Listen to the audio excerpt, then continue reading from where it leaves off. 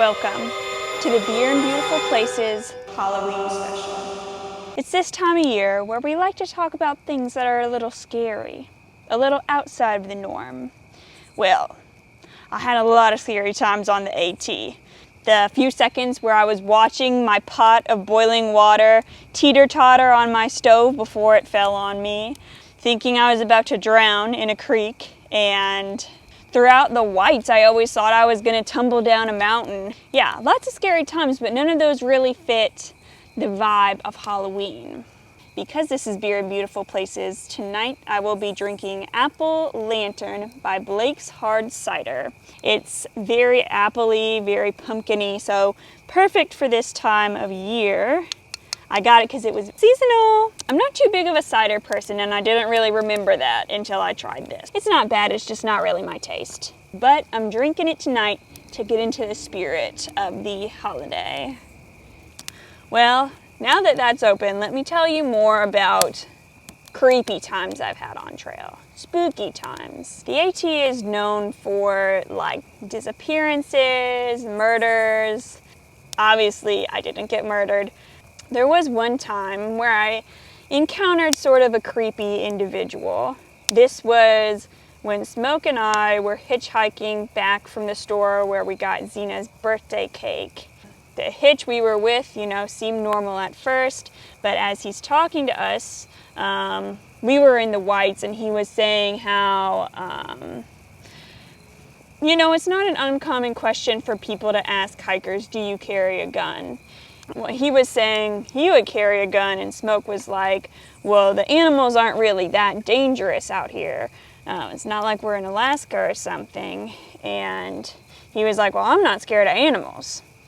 I'm scared of people like me that look nice and then turn out not to be.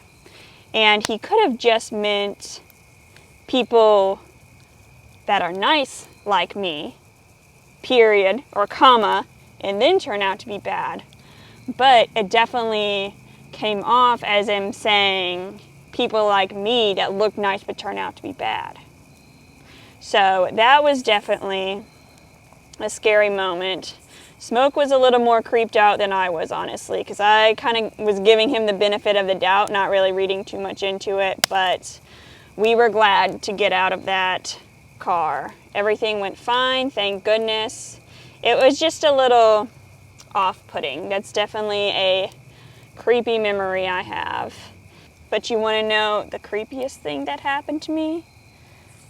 The most supernatural? So this is another story from the Whites.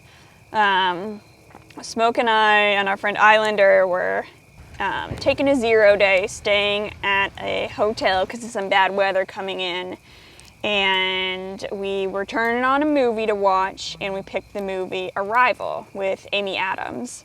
I didn't see the end of the movie, and you'll know why in a second, but what I watched of it was that these egg-shaped pods arrived on Earth, and no one wanted to say these are aliens because, Amy Adams' character was a linguistics professor, and she was brought in to help decipher their language. It seemed like it was going to be a deep thinking movie, not necessarily scary, but still about the subject of extraterrestrial life. And so we are at the part where the people are going into the egg-shaped pod. Like, it's very high emotion, the sound is really loud, and just as they were about to build up, our TV glitched and just would not play the movie. Like, something was going wrong, technical error, So they tinkered around with it, and they couldn't get that movie to play. But all the other movies played just fine. I don't know. I was thinking, at the time, I was just thinking, okay, maybe they took it off whatever streaming service we were watching it on. Just like some technical thing, it's pretty easy to explain away. But the guys were pretty creeped out, I think, because, you know, just being in that moment of, oh my gosh, something scary is about to happen, and then something scary, if you look at it a certain way, did. But here's the interesting thing. That gap where we got off to go to that hotel was around the same area that Betty and Barney Hill reported being abducted by aliens. This was like in the 50s or 60s, I want to say.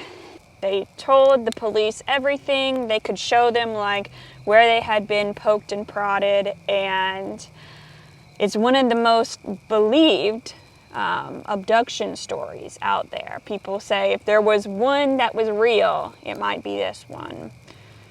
So do those two things have anything to do with each other? Us not being able to watch that movie and that abduction that happened nearby. I don't know. Honestly, it could be anything. What I think about aliens is that, like, maybe some people are making stuff up, but why would so many people be making stuff up? And, like, so many similarities. I don't know. That was the most supernatural thing that happened to me on trail.